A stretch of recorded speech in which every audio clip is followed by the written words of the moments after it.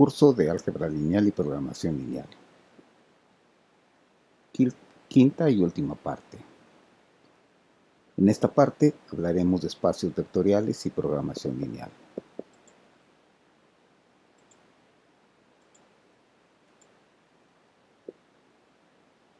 Dentro de la clase de hoy hablaremos de introducción a los espacios vectoriales. Después hablaremos de subespacios y espacios generados, bases y dimensión. Y después entraremos a la programación lineal, comenzando con el método de los mínimos cuadrados.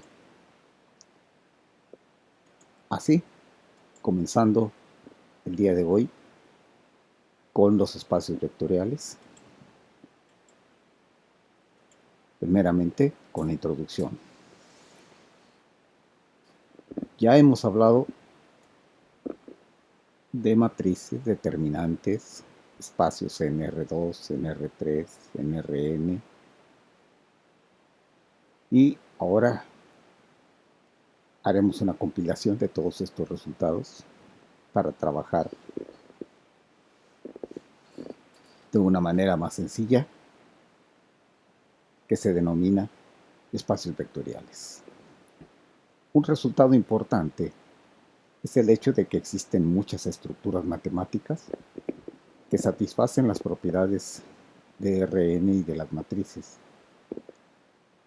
Entonces, en lugar de comprobar siempre los mismos resultados una y otra vez, con los métodos ya descritos muchas veces para muchas estructuras, se va a trabajar con una sola estructura unificante. Esta estructura matemática se llama espacio vectorial. Simplemente podemos hacer el análisis comparando los teoremas de las partes 1 y 3 de este curso, en donde íbamos incrementando resultados que eran equivalentes hasta llegar a Rn, trabajando con bases, espacios, subespacios. Recordemos rápidamente algunas propiedades de las matrices que ya vimos. Si yo tengo tres matrices A, B y C, rectangulares M cruz N, y la matriz nula, la matriz 0 de M por N, entonces se cumple que la matriz A más la matriz 0 es la matriz A. Se llamaba identidad aditiva. La conmutatividad para la suma de matrices, la asociatividad para la suma de matrices y la definición del doble de una matriz. Teníamos también la propiedad distributiva del producto por un escalar sobre la suma de matrices y la propiedad distributiva del producto de una matriz sobre la suma de escalares. También teníamos la propiedad asociativa en el producto de escalares. De igual manera, se definía el neutro multiplicativo con las mismas propiedades que tiene el 1 en los números reales. Y la multiplicación por el escalar particular 0 de los números reales multiplicado por cualquier matriz nos daba la matriz nula. Además, definíamos la resta de matrices como la suma de una matriz más otra matriz multiplicada por el escalar menos 1. También recordemos algunas de las propiedades de los vectores en Rn para tres vectores u, v y w en Rn y c y d escalares en los números reales. Entonces teníamos las siguientes propiedades. El vector u más el vector 0 es el vector u. A esto le llamábamos el neutro aditivo. La propiedad conmutativa de la suma de vectores, la propiedad asociativa de la suma de vectores, el escalar 0 multiplicado por un vector u me da el vector 0, el vector nulo, aquel cuyas componentes son todos 0, la propiedad distributiva del producto por un escalar sobre la suma de vectores y la propiedad asociativa del producto por un escalar. Además, el escalar 1 multiplicado por un vector lo dejaba el idéntico multiplicativo que le llamábamos también. Y la resta de vectores se definía como la suma de un vector más el mismo vector, más bien el inverso aditivo de un vector se definía como el vector multiplicado por el número menos 1, por el escalar menos 1, y la suma entre estos dos vectores me daba el vector nulo. Así llegamos entonces a la definición de espacio vectorial. Vamos a decirlo de la siguiente manera. Un conjunto de objetos B es un espacio vectorial y los elementos de este conjunto B se van a llamar vectores si existen dos operaciones en B llamadas suma entre los vectores y multiplicación de los vectores por un escalar, y que además satisfagan las 10 propiedades siguientes. Las primeras dos se llaman propiedades de cerradura y son: si U y B pertenecen al conjunto B, entonces la suma también debe pertenecer al conjunto B. Si U está en B y C es cualquier número real, entonces el producto de C por U debe estar contenido en el mismo conjunto V. Las siguientes propiedades son de la suma. La suma de vectores es conmutativa, se cumple la propiedad asociativa, existe el vector nulo con las propiedades del vector nulo, y que para todo vector U existe su inverso aditivo, de tal manera que la suma con inverso aditivo nos da el vector nulo. Las siguientes propiedades son las que satisfacen la multiplicación por el escalar. Sea A y B reales y U y B en el conjunto V, se cumple la propiedad distributiva de el producto de un vector por la suma de escalares y la propiedad asociativa del producto por un escalar sobre la suma de vectores, la propiedad asociativa de la multiplicación de escalares y el idéntico multiplicativo, que es el 1, el escalar número 1. Vamos a comenzar con ejemplos de cerradura.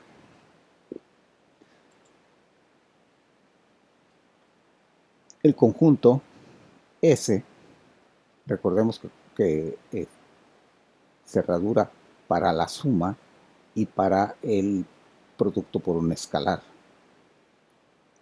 La suma de los elementos de un conjunto debe estar también contenido si es cerrado para la suma, y la multiplicación escalar debe estar contenida también en el mismo conjunto si es cerrado para el producto por un escalar. Bueno, comenzamos. El conjunto S, compuesto por los únicos elementos 0, 1, no es cerrado para la suma, mientras que sí lo es para la multiplicación. Con estas operaciones definidas como se definen en los números reales. Así, vamos a hacer la demostración. Para cualesquiera dos elementos de S, si se cumple la cerradura, se debe cumplir que la suma pertenezca también al conjunto S. En esta suma no importa si se está sumando el mismo elemento.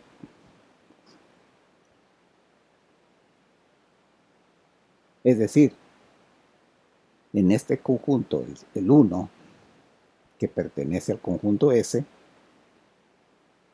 la suma de 1 más 1, es decir, el elemento 1 consigo mismo también debería estar contenido en el conjunto si el conjunto es cerrado para la suma. pero 1 más 1 es 2 y el 2 no es un elemento de S, por lo tanto se comprueba que S no es cerrado para la suma y eso es suficiente. Ahora vamos a demostrar que la multiplicación, que sí es cerrado para la multiplicación de los elementos. 0 y 1 pertenecen a S. Recordemos que para hacer este tipo de demostraciones se tiene que cumplir para cualesquiera de todos los elementos. Las opciones serían 0 por 0. Eso da 0 y el 0 pertenece a S. Cumple. 0 por 1 también sería 1 por 0. Pero 0 por 1 y 1 por 0, aquí están las dos combinaciones posibles, son iguales a 0, como dice acá arriba, con las operaciones definidas como en los reales. Y el 0 sabemos que pertenece a S, así que aquí hay otras dos de los elementos de las posibilidades que cumplen, sigue cumpliendo. Y la última, ya con esto se acaban las combinaciones, son solamente 4, y es que 1 por 1 da 1 y el 1 pertenece a S, así que todas las combinaciones posibles entre las multiplicaciones de los elementos del conjunto S están contenidas en el mismo conjunto S. Así que el producto, así que el conjunto S es cerrado para el producto.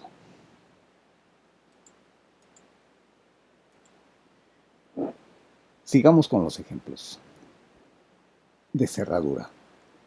Sea M, Mn, subíndice Mn, así definido como el conjunto de todas las matrices rectangulares de M cruz n, es cerrado para la suma de matrices y para la multiplicación por un escalar.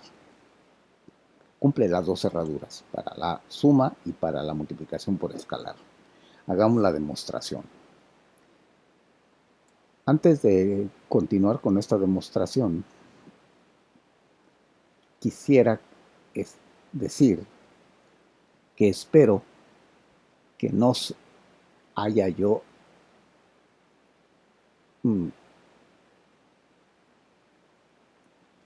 hecho demostraciones que salten muchas cosas, aunque parezcan obvias. Sí, algunas se van a saltar, pero trataré de hacer las demostraciones lo más rigurosamente posible.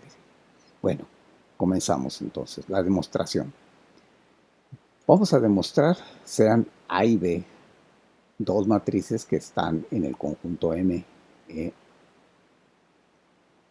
Cualesquiera dos matrices, cualesquiera, por lo tanto, si están en este conjunto, estas dos matrices son de las mismas dimensiones, ¿sí? Son M por N, son matrices cuadradas M por N. Sabemos que la suma solo está definida si las matrices son del mismo tamaño, por lo tanto, entre A y B se está definida la suma. A más B es igual a una matriz nueva que es C. Y sabemos que la suma de matrices se define como la suma de los elementos, componente a componente, en el arreglo rectangular entre ambas matrices. Pero el resultado, la matriz obtenida así, obviamente, tiene dimensiones m por n. Por lo que la nueva matriz, que es la suma de A más B, también es una matriz rectangular m por n. Por lo tanto, pertenece ese elemento del conjunto M. Se cumple entonces la cerradura para la suma. Ahora, se hace un escalar. Sabemos que C por A es igual a D. Y está definido este producto en las definiciones de las matrices como el número C multiplicado por cada uno de los elementos de la matriz del arreglo rectangular. Y además, la matriz nueva también va a tener el mismo número de columnas y el mismo número de renglones. Por lo tanto, también pertenecerá al conjunto M. No importaría si C fuera el 0. Simple y sencillamente van a ser 0 filas, perdón, m renglones y n columnas de ceros, es decir, la matriz 0 de dimensiones m por n. Así, m es cerrado para la suma y es cerrado para el producto por un escalar.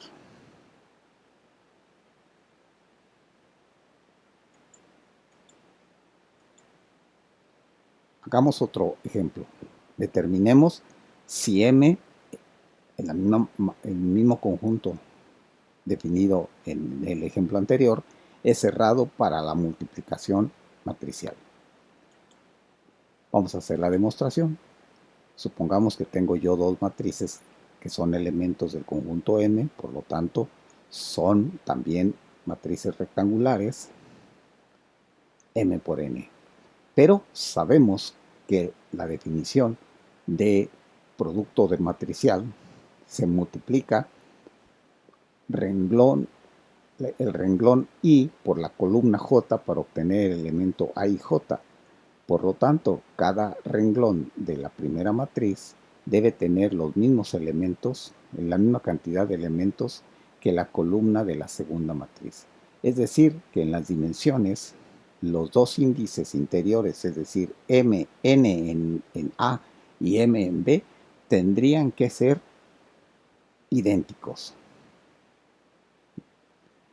Por lo tanto, este producto solo está definido si n fuera igual a m, por lo tanto, solamente estaría definido para matrices cuadradas, dado que ambas son de m por n. Claro que se podría tener m por r en A y r por cualquier otra cosa en B y que estuvieran definidas, pero como son m por n, porque son elementos de m y n, esto solamente se cumple si este conjunto de matrices m y n, las dimensiones son iguales, es decir, matrices cuadradas.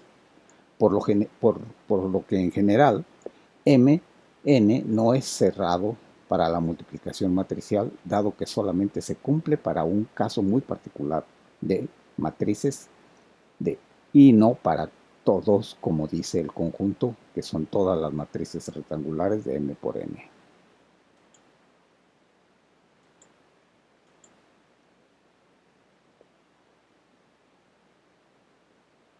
Otro ejemplo, sea m el conjunto de todas las matrices, ya, de todas las matrices. Observe que no siempre está definida la suma. Es decir, que aquí son las matrices desde dimensiones de 1 por 1 hasta dimensiones de m por n en general. Bueno, pues sabemos que como la suma de matrices solo está definida para matrices con la misma dimensión, por lo que para m, dado que es el conjunto de todas las matrices, en general habrá infinitos casos para los cuales ni siquiera esté definida la suma. Así que m no es cerrado bajo la suma matricial.